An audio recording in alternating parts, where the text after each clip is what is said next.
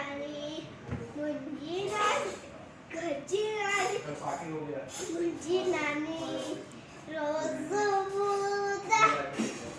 नहीं कहानी मुंजी नानी घरची नानी मुंजी नानी सपनों में थ्रू बोलती है रास्ते ने मुझे खोल दी है सबसे मिठू बोलती है रास्ते ने मुझे खोल दी है आए सफेद में हिस्से आए आए सफेद में हिस्से आए मुंजी नानी घरची रानी मुंजी नानी रोज बोलता नहीं कहानी मुंजी नानी